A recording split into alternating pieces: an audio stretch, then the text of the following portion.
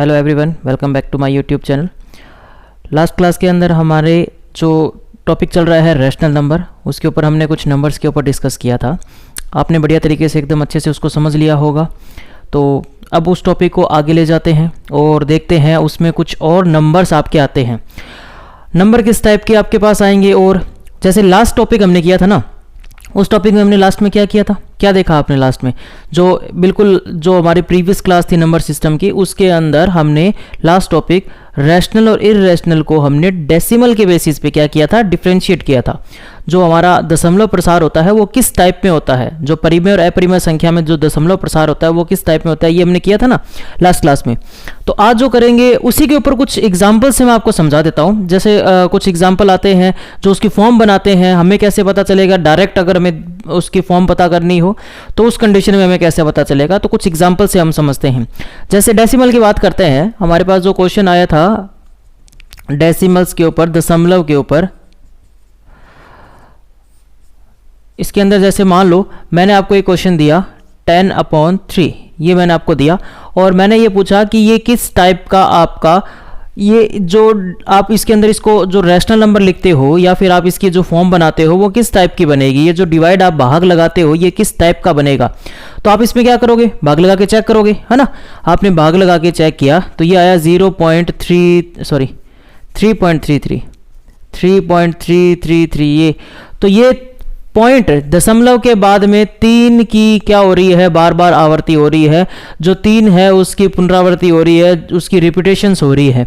तो आप इसको कहोगे कि सर ये टर्मिनेट तो है, कैसा है, टर्मिनेट तो है, सॉरी नॉन टर्मिनेट तो है, लेकिन नॉन टर्मिनेट के 2 केस बने थे। ये कह रहा है कि अशांत है, ये आपका इसमें रिमाइंडर 0 नहीं आया, शेषफल 0 नहीं आया है, 0 नहीं आया है। अगर शेषफल 0 नहीं आया है इसका मतलब इसका जो आंसर होगा वो नॉन टर्मिनेट अशांत होगा। और उस अशांत में भी किस टाइप का बनेगा ये, कि हमारे इसके अंदर जो फॉर्म बनेगी वो बनेगी हमारी रिपीटिंग की, पुनरावृत्ति की, है ना। लेकिन इसमें एक फॉर्म और बनती है, हम डायरेक्टली सीखते हैं कि जब आपके पास एक क्वेश्चन आता है और आपको पता है जो अपरिमेय संख्या होती है ना, इररेशनल नंबर, उसकी एक सिंपल फॉर्म होती है कि वो नॉन टर्मिनेट तो होता ही है, उसके साथ साथ वो क्या होगा, हमारा बार बार रिपीट नहीं करेगा कहीं पर भी, बस चलता जाएगा डिवाइड।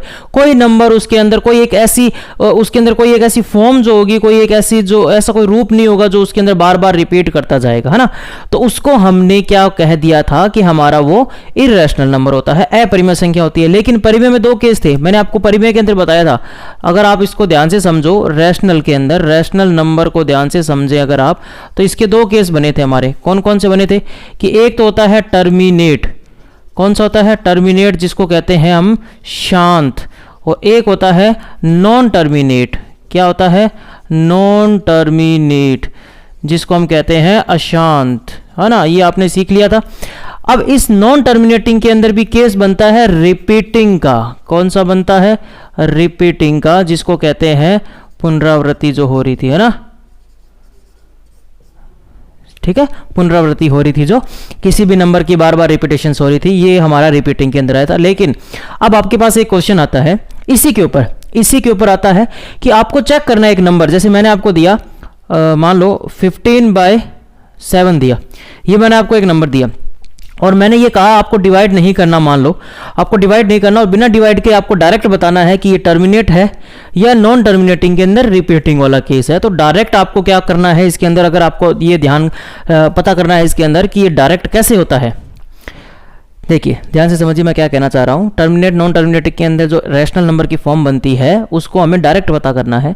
तो सिंपल आपको ये ध्यान रखना है, पहले तो ये ध्यान रखना कि ये जो गिवन नंबर होता है वो एक सिंपलेस्ट फॉर्म में होना चाहिए। एक हमारा क्या होना चाहिए, उसका जो एक रूप जो बनता है, इसकी जो सिंपलेस्ट फॉर्म बनती है, उसके बाद जिसको हम काट नहीं सकते, इस फॉर्म के अंदर लेके आना। अब ये कटेगा नहीं, नंबर नहीं कटेगा ना, तो इस फॉर्म को हम कैसे कन्वर्ट करते हैं, तो सिर्फ आपको ये ध्यान रखना है, ये आपको पता नहीं ये P/Q फॉर्म होती है, ये P/Q फॉर्म होती है, आपको पता है।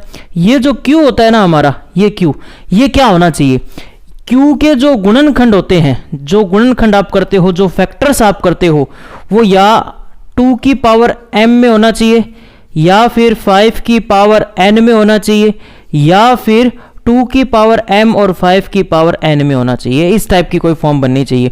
मतलब 2 की पावर में हो सकता है, कुछ भी पावर हो सकती है 2 की, 1 2 3 5 7 8 कुछ भी पावर हो सकती है। इसी टाइप में 5 की पावर कुछ भी हो सकती है, 5 की पावर 1, 5 की पावर 2, 5 की 3, इस टाइप में हो सकती है। या फिर 2 और 5 दोनों एक साथ आ सकते हैं। अगर इन तीनों में से कोई भी यहां पर दिया हो, जैसे यहां तो 7 दिया हुआ है, इन तीनों में से अगर कुछ भी आ रहा है, मतलब ओनली 2 होना चाहिए, ओनली 5 होना चाहिए, या फिर ओनली 2 इंटू 5 होना चाहिए, ये फॉर्म होनी चाहिए। अगर ये आ रहा है तब तो हमारा केस बनेगा कौन सा? टर्मिनेट का। कौन सा केस बनेगा? टर्मिनेट का। इसके अलावा, मतलब ये तो आ ही रहे हैं, इसके अलावा भी अगर कोई भी फैक्टर आ जाता है तो वो हमारा नॉन टर्मिनेटिंग रिपीटिंग का केस बनेगा। नॉन रिपीटिंग अलग कंडीशन है, इररेशनल की है, अपरिमेय की है, वो अलग कंडीशन है, उसको छोड़ो। फिलहाल के लिए हम देखते हैं कि टर्मिनेट, नॉन टर्मिनेट, शांत अशांत के अंदर जो हमारे डिफरेंशिएट करना होता है इनको, तो कैसे करते हैं इनको, अगर इनका जो अंतर निकालना होता है वो कैसे निकालेंगे। तो मैंने आपको बता दिया कि ये जो फैक्टर होता है ना बट्टे में, ये आपकी इनकी फॉर्म में होनी चाहिए। अगर इसकी फॉर्म में है दैट मीन वो जो गिवन आपको नंबर है वो नॉन टर्मिनेटिंग रिपीटिंग का केस बनेगा। क्लियर आपको? ये समझ में आ गया अच्छे से। उसके बाद में आपको ये ध्यान रखना है, जैसे इसके एग्जाम्पल पे बात करते हैं, कुछ एग्जाम्पल और लेते हैं। लाइक मैंने आपके पास एक क्वेश्चन दिया, जैसे ये तो 7 आ गया, तो ये इसमें 2 5 कुछ नहीं आ रहे। मैंने आपको एक नंबर दिया, मान लो 25 के अपॉन में मैंने आपको दे दिया, क्या रखें, 25 के अपॉन में मान लो मैंने रख दिया 12 रख दिया। 25 के अपॉन में क्या रख दिया? 12। ये जो नंबर है 25 अपॉन 12, ये जो नंबर है ये किसी से कट नहीं रहा। देखो ये 5 इंटू 5 होता है, ये 2 इंटू 2 इंटू क्या होता है? 3 होता है। तो अगर हम इस 12 के फैक्टर करें, ध्यान से देखना, इस 12 के अगर फैक्टर करें तो ये कुछ ऐसे लिखा जाएगा ना, 2 इंटू 2 इंटू 3। मतलब इसमें 2 तो आ रहा है, 2 तो आ रहा है, इसमें कोई दिक्कत नहीं है, लेकिन ये 3 एक्स्ट्रा आ रहा है। क्या आ रहा है? ये 3 एक्स्ट्रा आ रहा है। ये 3 नहीं होना चाहिए था। ये 3 होने की वजह से ये क्या बन गया है? अब हमारा नॉन टर्मिनेटिंग रिपीटिंग का केस बन गया है। कौन सा बन गया है? नॉन टर्मिनेटिंग रिपीटिंग का। ये सिर्फ ऐसे होता ना, अपॉन में 4 होता, मान लो अपॉन में 4 होता, तो उस कंडीशन में हमारे पास यहाँ क्या हो जाता? ओनली 2 इंटू 2, मतलब ये 2 आ रहा है इसमें, ओनली क्या आ रहा है? 2। तो ऐसी कंडीशन हमारी किसकी होती है? टर्मिनेट की। मतलब जब आप भाग लगाने जाओगे तो शेषफल 0 आ जाएगा।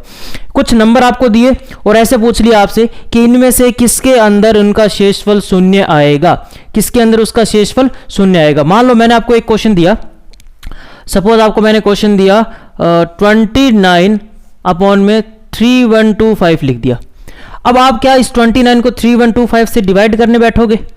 एग्जाम के अंदर डिवाइड करोगे इसका? इससे अच्छा आप क्या कर दो, इस जो इसकी फॉर्म है, जो नीचे आपको नंबर दिया हुआ है, इसको आप कन्वर्ट कर लो किसके अंदर? उसके प्राइम फैक्टराइजेशन में, उसके गुणनखंड में। जैसे ही आपने इसके फैक्टर्स निकाले, इसके गुणनखंड जैसे ही आपने निकाले, तो ये मान लो अगर 5 की फॉर्म में आ रहा है, 5 की पावर में आ रहा है, 5 के अलावा कुछ नहीं आ रहा, 2 की फॉर्म में आ रहा है, 2 के अलावा कुछ नहीं आ रहा, तो आप डायरेक्ट कहोगे कि ये टर्मिनेट है। इसका रिमाइंडर क्या आएगा? 0 आएगा। मैंने 3-4 नंबर दिए आपको, उन 3-4 नंबर के अंदर आपको जैसे मान लो एक ऑप्शन ये है और 3 ऑप्शन और दिए, और उस तीनों के चारों ऑप्शंस में मैंने आपसे ये पूछ लिया कि ऐसा कौन सा डिवाइड है जो हमारा टर्मिनेट होगा, या फिर ऐसा कौन सा इसमें से जो नंबर है, ऐसा कौन सा नंबर है जिसका शेषफल हमारा कितना आएगा? 0 आएगा। तो उसके शेषफल के लिए आप क्या करेंगे? ये अप्लाई करेंगे। अगर ये फॉर्म बन रही है तो 0 आएगा। अगर इनके अलावा कोई तीसरा, मान लो गुणनखंड करने बैठे आप, ऐसे फैक्टराइजेशन कर रहे हो आप, तो यहां आ गया 2, यहां आ गया 3, जैसे ही आपने एक अलग नंबर देखा 2 के अलावा, तो आपने क्या कह दिया कि ये नॉन टर्मिनेटिंग केस है, इसमें शेषफल 0 नहीं आएगा। तो एक क्वेश्चन ऐसा आ जाएगा जिसमें आपके पास यहां जो प्राइम फैक्टराइजेशन आएंगे वो या तो 2 होगा या 5 होगा, या 2 और 5 होगा। ठीक है, तो इसी टाइप में आपको इसको ट्राई करना है। आई होप आपको ये अच्छे से समझ में आ गया होगा कि टर्मिनेट और नॉन टर्मिनेटिंग के जो रिपीटिंग केस है हमारी रैशनल नंबर के अंदर, उसको अगर डिफरेंशिएट करना हो तो कैसे करेंगे। क्लियर है? चलिए आगे चलते हैं। अब इसी के ऊपर एक छोटा सा टॉपिक और आता है आपका, वो और देख लो, फिर उसके बाद में मैं आपको थोड़े अलग टाइप के क्वेश्चन समझाऊंगा इसके अंदर। फिर एक इंपॉर्टेंट आपके पास टॉपिक आएगा जिसके ऊपर एसएससी में काफ़ी क्वेश्चंस आते हैं उस टॉपिक के ऊपर। अब जो टॉपिक आ रहे हैं ना, ये बेसिक तो हमने लगभग क्लियर कर लिया है। अब जो टॉपिक आ रहे हैं वो सारे हमारे एग्जाम के पॉइंट ऑफ व्यू से काफ़ी इंपॉर्टेंट है। तो देखो, जैसे मान लो मैंने एक टॉपिक डालो, इसके अंदर आपके पास एक टॉपिक आता है, एक होता है फेस वैल्यू और एक होता है प्लेस वैल्यू। ठीक है, जिसको कहते हैं, इसको तो कहेंगे अंकीय मान, अंक का क्या मान है वो, और ये होता है हमारा स्थानीय मान। किस स्थान पे है उसका मान, है ना। वैसे तो आपको टॉपिक लिखते ही समझ में आ गया होगा और आपको आता भी होगा, बिल्कुल इजी सा टॉपिक है, लेकिन फिर भी नहीं आता है तो देख लो, एक क्वेश्चन आ जाता है इसका एग्जाम में। मान लो मैंने एक नंबर दिया है 257638, ये मैंने एक नंबर दिया है। सबसे पहले बात करते हैं इस फेस वैल्यू की, अंकीय मान की बात करते हैं। सबसे पहले ये क्या होता है, आपके पास एक नंबर आएगा ऐसे, और उस नंबर के अंदर आपसे क्या पूछा जाएगा कि कोई भी नंबर आपको दिया, मान लो इस ये जो गिवन नंबर है उसमें से कोई भी एक डिजिट निकाल दी, कोई भी एक अंक निकाल दिया। मान लो मैंने निकाला इसमें से 6, तो फेस वैल्यू ऑफ 6 मतलब 6 का अंकीय मान क्या है, 6 का अंकीय मान क्या है, ये आपसे पूछ लिया क्वेश्चन में। तो इस नंबर के अंदर इसका अंकीय मान मतलब उसके अंक का क्या है मान है, तो सिंपल से ध्यान रखना, अंकीय मान की डेफिनेशन क्या होती है, परिभाषा क्या होती है कि वो नंबर ही उसका अंकीय मान है। जिस नंबर का अंकीय मान या फेस वैल्यू आपसे पूछी है तो वो नंबर ही उसका अंकीय मान है। जैसे 6 का पूछ लिया तो आंसर कितना हो जाएगा, 6 ही हो जाएगा, 6 ही हो जाएगा। आपसे 5 का पूछ लिया तो उसका क्या हो जाएगा, 5 ही हो जाएगा। ठीक है, तो इजी सा टॉपिक है, इसमें कुछ हार्ड नहीं है, ज्यादा कुछ टफ नहीं है, तो आराम से आप इसको कर सकते हो। ठीक है, ये समझ में आ गया अच्छे से। उसके बाद आता है हमारा स्थानीय मान, प्लेस वैल्यू। प्लेस वैल्यू से क्या मतलब है, स्थानीय मान से क्या मतलब है, तो ये जो स्थानीय मान है इसको हमने छोटी क्लास के अंदर जो हम पढ़ते थे, जब हमने शुरू में नंबर्स को जो डिवाइड करना, मल्टीप्लाई करना, ये सब सीखते हैं ना, तो उस टाइम ये वाला टॉपिक भी आता है हमारे पास, लेकिन वो बहुत पुरानी बात हो गई है तो उसको हम भूल भल जाते हैं। तो हम इसको अब एग्जाम में तो आएगा तो इसको फिर से रिकॉल करते हैं। क्या मतलब होता है स्थानीय मान का, सिंपल सी बात मैं आपको बताता हूं। कोई भी नंबर आपके पास लिखा हुआ है ना, आप उसको कैसे पढ़ते हो, मैंने आपको एक बहुत बड़ा नंबर दिया और मैंने कहा ये कितना लिखा हुआ है, तो जनरली आप क्या करते हो, उसको यहां से काउंट करना स्टार्ट करते हो। क्या बोलते हो इसको, वंस, टेंस, हंड्रेड्स, थाउजेंड्स, ऐसे, मतलब क्या कहते हो इसको, जब हिंदी के अंदर बात करते हो क्या कहते हो, इकाई, दहाई, सैकड़ा, हजार, 10,000, लाख, 10 लाख, करोड़, ऐसे चलते हो ना आप, तो उसी को हम कहते हैं स्थानीय मान। उसी को हम क्या कहते हैं, स्थानीय मान। जैसे मेरे को एक बात बताओ, मैंने लिखा है मान लो यहां पर 25, क्या लिखा मैंने 25, इसको जब हम इसकी जो एक्सपेंडेड, इसका विस्तारक रूप लिखते हैं ना, एक्सपेंडेड फॉर्म जो लिखते हैं वो क्या बनेगी, मतलब 2 गुणा 10 प्लस 5 गुणा 1, ये तो लिखा जाता है, ये तो लिखा जाता है भाई। 25 को इकाई वाले को 1 से गुणा, दहाई वाले को 10 से, सैकड़ा वाले को 100 से, हजार वाले को 1000 से, फिर आगे 10,000 को 10,000 से, इस टाइप में चलता है। ठीक है, इकाई, दहाई, सैकड़ा, हजार, वंस, टेंस प्लस वंस को 1 से, टेंस को 10 को, फिर टेंस से, फिर थाउजेंड्स को 1000 से, है ना, इस टाइप में आपको चलती है। मान लो मैंने दिया है 432 दिया मान लो आपको, तो आप इसको क्या लिखते हो, 4 गुणा 100 प्लस 3 गुणा 10 प्लस 2 गुणा 1। तो यहां से 4 का स्थानीय मान क्या हुआ कि 4 आ रहा है 100 वाली लाइन में, 4 कहां आ रहा है, 100 वाली लाइन में, तो 4 का स्थानीय मान क्या हो गया, 400। क्या हो गया, 400। 3 का स्थानीय मान हो गया 30, 2 का स्थानीय मान हो गया 2। ठीक है, तो स्थानीय मान का मतलब समझे, स्थानीय मान का मतलब समझे आप, क्या हुआ स्थानीय मान, तो स्थानीय मान प्लेस वैल्यू जहां पर है, मान लो 7 की पूछी है मैंने, तो 7 की प्लेस वैल्यू, 7 के आगे कितने, 1 2 3 0 ना, तो ये हो जाएगा 7000। मैंने पूछ लिया 2 का स्थानीय मान बताओ, 2 यहां है, इसके आगे कितने जीरो, जितनी संख्या है उतने जीरो लगा दो, तो 2 के आगे कितनी संख्या है, 5 संख्याएं हैं, तो 5 जीरो लगा दो, तो ये स्थानीय मान बनते हैं। समझ में आया, ये हमारे क्या बनते हैं, स्थानीय मान और अंकीय मान। छोटा सा टॉपिक है और इजी सा टॉपिक है, फेस वैल्यू, प्लेस वैल्यू, अंतर दोनों में पता होना चाहिए। अंकीय मान जो अंक है वही मान है उसका, और स्थानीय मान जहां पर जिस स्थान पे है उसके आगे जितने जीरो है वो। और ये कहां से बना, ये आपको मैंने बता दिया, हम छोटी क्लास में जो एक्सपेंडेड फॉर्म पढ़ते थे उससे बन के आया है। क्लियर है, चलिए ये टॉपिक यहां खत्म होता है।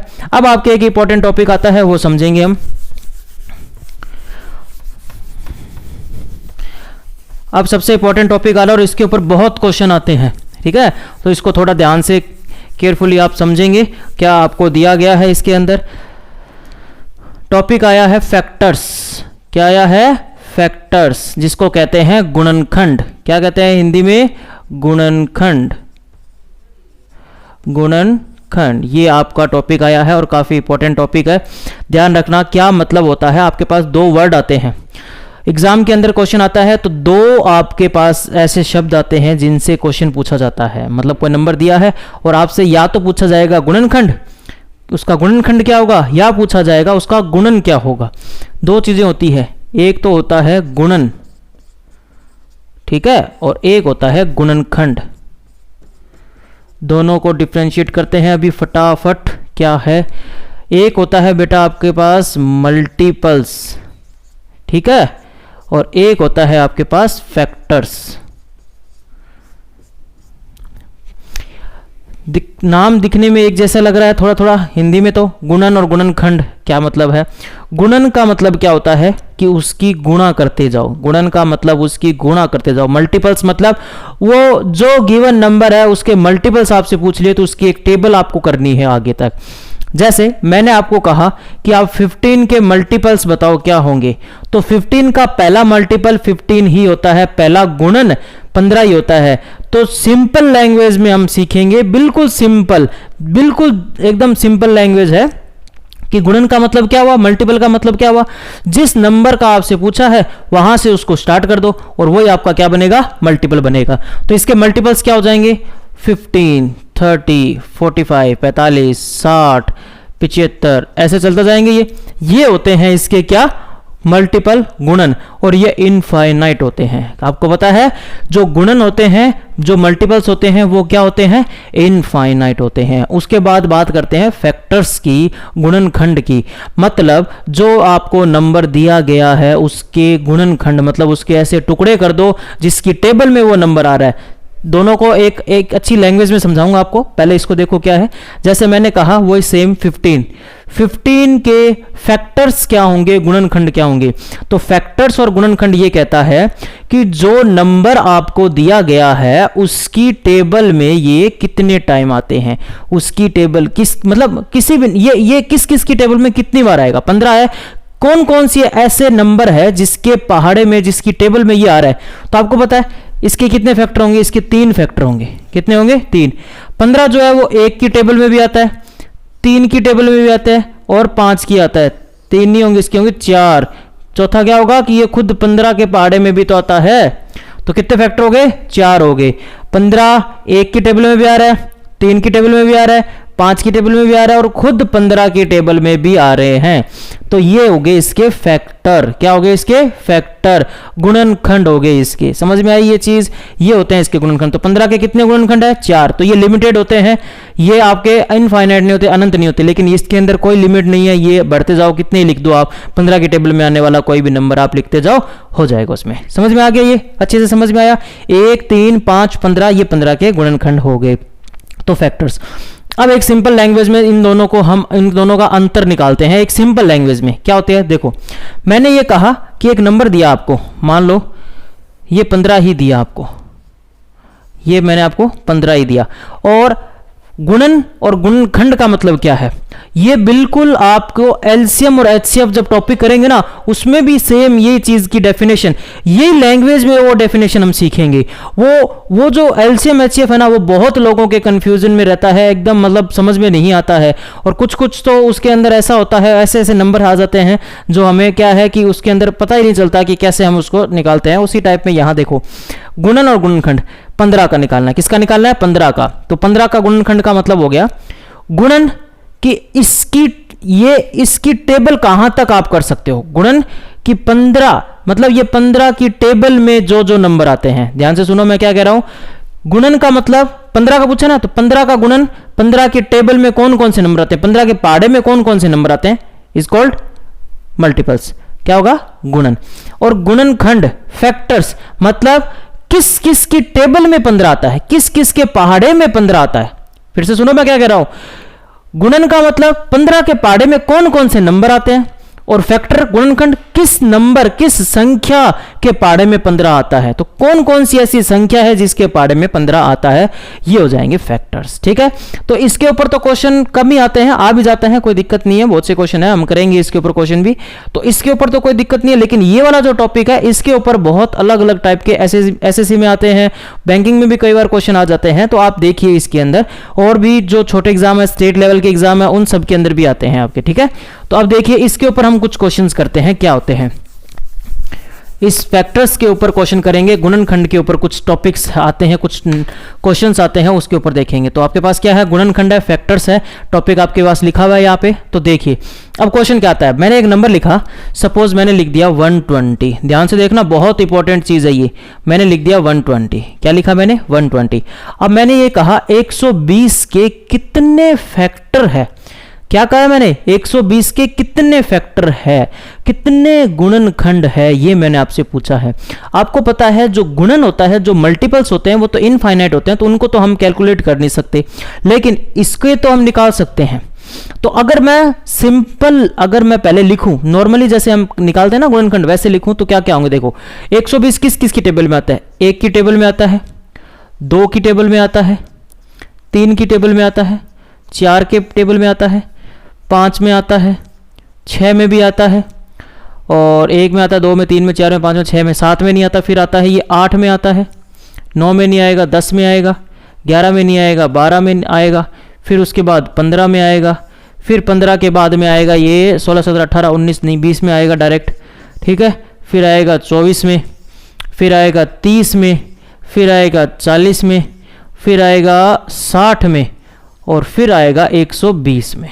इतने ही होते हैं, काउंट करो कितने हो गए, 1 2 3 4 5 6 7 8 9 10 11 12 13 14 15 16, मतलब इसके 16 फैक्टर हो गए, 16 गुणनखंड हो गए, 16 फैक्टर्स हो गए। कितने हो गए, 16।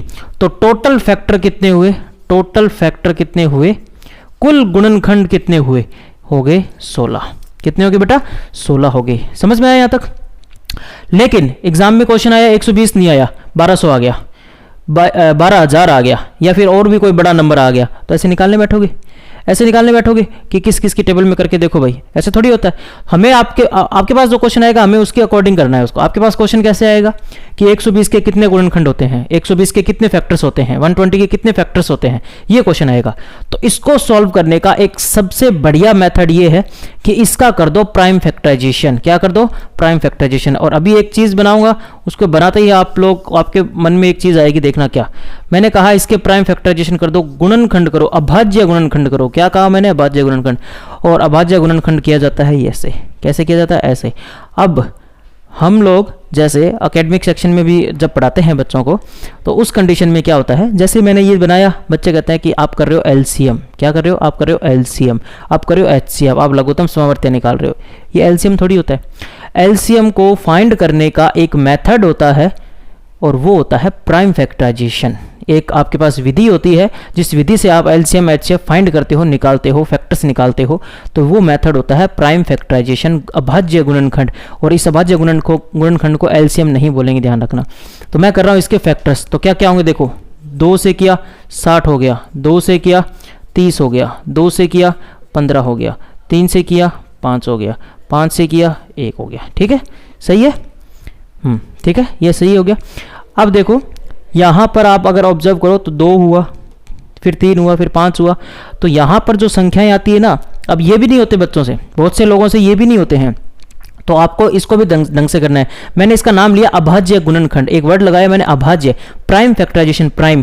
तो हमेशा ध्यान रखना, जब भी किसी नंबर का प्राइम फैक्टराइजेशन करना हो तो यहाँ जो नंबर आते हैं वो हमेशा प्राइम नंबर आएंगे। हमेशा आपके पास कौन सा नंबर आएंगे, अभाज्य संख्याएं आएगी। पहले आप 2 से लिखेंगे, अगर 2 से नहीं जा रहा तो आप 3 से करेंगे, 3 से नहीं जा रहा तो आप 4 से करेंगे।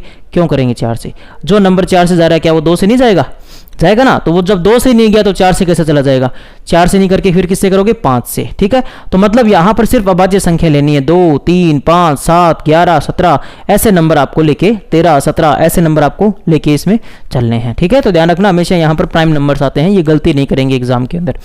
तो अब आपने क्या किया, 120 के प्राइम फैक्टराइजेशन किए, तो 120 के प्राइम फैक्टराइजेशन क्या हुए, 2 की पावर 3, 2 की पावर 3 मल्टीप्लाई 3 की पावर 1 मल्टीप्लाई 5 की पावर 1, 2 की पावर 3, 3 की पावर 1, 5 की पावर 1। कितने मल्टीप्लाई में आपके इतने सारे नंबर आ गए यहाँ पे। ठीक है, तो ये हमने इसके फैक्टर कर दिए। अब आपको गुणनखंड फाइंड करने हैं, टोटल फैक्टर्स निकालने हैं। तो सिंपल सी एक मेथड है, ध्यान रखना कि जैसे ही आपने प्राइम फैक्टराइजेशन कर दिया, जैसे ही आपने प्राइम फैक्टराइजेशन कर दिया, आपको क्या करना है, उसकी पावर को देखना है, उनकी पावर, उसके ऊपर जो घात लगी हुई है उसमें एक एक जोड़ते जाओ। 2 की पावर 3 है तो 2 की पावर 3 का मतलब हो गया, 2 की पावर 3 का मतलब हो गया 3 के अंदर 1 जोड़ दो। ऐसा क्यों हुआ, ऐसा क्यों हुआ, इसको समझो ऐसा क्यों हुआ, इसका क्या रीजन है। देखो ये जो 120 है ना वो 2 की पावर 0, 2 की पावर 1, 2 की पावर 2 और 2 की पावर 3 इन सब से जाएगा, इन सब से जाएगा। देखो क्या किया, 2 की पावर 3 8, 8 से जा रहा है, 2 की पावर 2 4, 4 से जा रहा है, 2 की पावर 1 2, 2 से जा रहा है, और 2 की पावर 0। ध्यान रखना कभी भी किसी भी नंबर के ऊपर पावर अगर 0 लगी हुई है उसका मतलब 1 होता है हमेशा। 2 के ऊपर 0 लगा हुआ है पावर में 1, 3 के ऊपर 0 लगा है 1, 100 के ऊपर पावर 0 लगी है 1, हमेशा एक ही आंसर आता है, एक क्या आएगा, एक आएगा आंसर, इसमें ध्यान रखना। तो यहां पर 1 से भी जा रहा है ना, ये 1 से भी जा रहा है, तो ये कितने हुए इसमें, इतने हुए कि नहीं हुए, हुए। तो इसके अंदर आपको ध्यान रखना है 4 फैक्टर हो गए, ये कितने हो गए, 4 फैक्टर हो गए। तो 4, तो यहां तो 2 की पावर 3 ही की है, तो यहां पर इसलिए 3 के अंदर हमने क्या जोड़ा है, 1 जोड़ा है। समझ में आ गया ये चीज, ठीक है। तो इसके अंदर ये हो गया, इनटू में यहां है 3 की पावर 1, तो इस 1 में भी क्या जोड़ोगे, 1 और जोड़ दो, मतलब 1 बढ़ाना है, पावर को 1 बढ़ाना है, बस ये समझ लो आप। तो इसमें भी पावर 1 है तो इसमें भी 1 जोड़ दो, ठीक है। इसके गुणा करो, तो 3 में 1 जोड़ा हो गया 4, गुणा 1 में 1 जोड़ा हो गया 2, 1 में 1 जोड़ा हो गया 2, तो 4 दूनी 8 दूनी 16, कितना आया 16, और फैक्टर कितने आए थे, टोटल 16 आए थे। तो सिंपल सी चीज है। देखो मैंने तो आपको इतना ये इसमें करके दिखाया है, तो आपको लग रहा है ये बहुत ज्यादा बड़ा हो गया, लेकिन ऐसा नहीं करना। आपको क्या करना है, सिंपल इसके प्राइम फैक्टराइजेशन करो, जो गिवन नंबर है उसके प्राइम फैक्टराइजेशन, और प्राइम फैक्टराइजेशन करना भी बहुत ईजी होता है, ऐसे नहीं करना होता आपको, ऐसे नहीं करना। तो आपके पास एक नंबर आएगा ना तो उसके प्राइम फैक्टराइजेशन बहुत ईजिली हो जाएंगे आपके पास। देखना कैसे, मैं आपको एक चीज और बताऊंगा इसके अंदर, उसके अकॉर्डिंग करना। ये आ गया आपके पास, ये समझ में आ गया आपको अच्छे से। तो इसके अंदर ध्यान रखना है, पहले प्राइम फैक्टराइजेशन किया, उसको फैक्टर्स की फॉर्म में कन्वर्ट किया, उसकी जो पावर है उसमें एक एक बढ़ा दो, तो यहीं से समझ में आ जाएगा आपको, यहीं से समझ में आ जाएगा। 3 है तो 1 बढ़ाओ 4, 2 है 4 दूनी 8, 8 दूनी 16, तो 16 टोटल फैक्टर हो जाएंगे। तो टोटल फैक्टर कैसे निकाले जाते हैं ये आपको समझ में आ गया। अब जैसे मान लो मैंने एक बड़ा नंबर दिया आपको, ध्यान से देखना इसको, मैंने एक बड़ा नंबर दिया, मान लो कोई मैंने लिख दिया यहां पर, मान लो 1600। अब 1600 के प्राइम फैक्टराइजेशन करने की जरूरत नहीं है, इसको हम क्या लिख सकते हैं, 16 इंटू 100 लिख सकते हैं, 16 इंटू 100 लिख सकते हैं। 16 का मतलब हो गया 2 की पावर 4, और 100 का मतलब हो गया 2 की पावर 2, मतलब 25 इंटू 4, 4 इंटू 25 भी होता है ना, 4 इंटू 25 भी होता है ना। तो इसको डायरेक्ट भी कर सकते हो, कोई दिक्कत नहीं है। तो ये 4 का मतलब हो गया 2 की 2, तो 2 की पावर टोटल 6 हो गया, और 5 की पावर 2 हो गया। ये लो प्राइम फैक्टराइजेशन हो गया। ऐसे करने की जरूरत ही नहीं है इतना बड़ा। तो ऐसा ही क्वेश्चन आएगा एग्जाम में, ऐसा मत समझना कि आपने तो यहां पर एक सिंपल सा नंबर लिया उसको कर दिया। ऐसा ही क्वेश्चन आता है आपके एग्जाम के अंदर, जिसको आप इजीली सॉल्व कर सकते हो। और नंबर कैसे आएगा पता है आपको, या तो किसी ना किसी का स्क्वायर दिया जाएगा, या किसी न किसी की क्यूब दी जाएगी, या फिर आपके पास ऐसा नंबर आएगा जिसके पीछे 0 0 लगे हुए होंगे।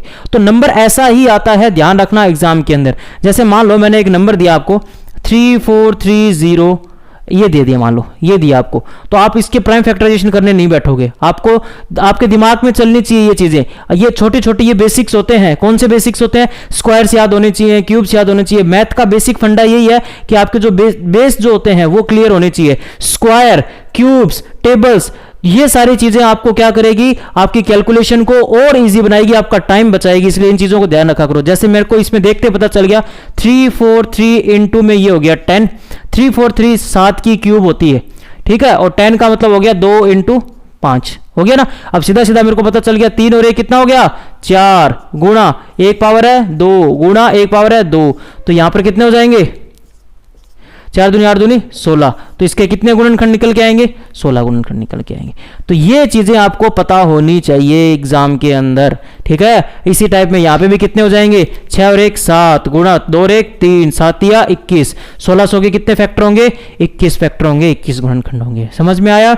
तो ये तो टॉपिक हमारा यहाँ पर कंप्लीट हुआ फैक्टर्स का। डायरेक्ट फैक्टर पूछे जाते हैं, कितने फैक्टर आ गए। लेकिन इसके बाद एक क्वेश्चन आता है सबसे बढ़िया, वो हम इसकी नेक्स्ट क्लास में करेंगे। और अब जो नेक्स्ट क्लास में टॉपिक आ रहे हैं वो बहुत बढ़िया बढ़िया टॉपिक आएंगे, और उसके ऊपर बहुत क्वेश्चन आते हैं, बहुत मतलब मैथ का सबसे ज्यादा जो वेटेज रहता है वो उन्हीं क्वेश्चंस के ऊपर रहता है। जैसे इसमें मान लो ये तो पुराना मेथड हो गया, ये तो पुरानी चीजें होगी कि फैक्टर्स बताओ कितने हैं। लेकिन अब नई चीजें क्या पूछी जाती है, आपके पास ये पूछे जाएंगे कि इसमें इवन फैक्टर कितने हैं, सम गुणनखंड कितने हैं, या सम सम गुणनखंड का योग कितना है। अगर उनके जो इवन फैक्टर्स को निकाले जाए और उनको अगर जोड़ा जाए तो उनके फैक्टर कितने बनेंगे, उनके नंबर कितना बनेगा, इवन ऑड फैक्टर्स कितने होंगे, ऑड फैक्टर्स का सम कितना होगा, ये सब आपके पास क्वेश्चन इसमें पूछे जाते हैं। तो वो हम नेक्स्ट क्लास में करेंगे और उसको बिल्कुल आप उस क्लास को जरूर देखना, बहुत इंपॉर्टेंट क्लास रहने वाली है वो आपकी। और ये फैक्टर्स वाली क्लास भी इंपॉर्टेंट है। आज मैंने आपको टर्मिनेट नॉन टर्मिनेट सिखा दिया, फैक्टर्स सिखाया, फेस वैल्यू प्लेस वैल्यू सिखाई। इसके बाद जो टॉपिक आएगा वो आएगा इसी फैक्टर्स के ऊपर, ऑड इवन के ऊपर क्वेश्चन आ जाएगा। उसके बाद डिविजिबिलिटी के रूल्स सिखाऊंगा आपको मैं कि कैसे किसी नंबर को डिवाइड किया जाता है, क्या उसके अंदर कैसे कंप्लीटली डिवाइड होता है कि नहीं होता, उसके ऊपर क्वेश्चन बहुत पूछे जाते हैं। अभी आपका लेटेस्ट राजस्थान के अंदर एक 3rd ग्रेड का एग्जाम होने वाला है, उसमें इतने क्वेश्चन आते हैं उसके ऊपर।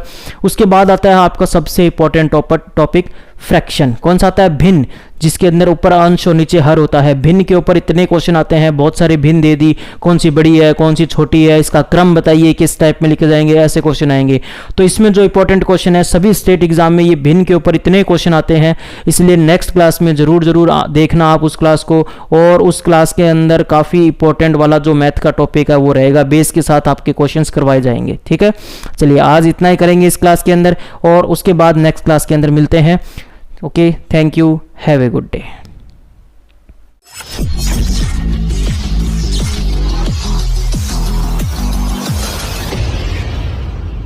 Subscribe now and press the bell icon.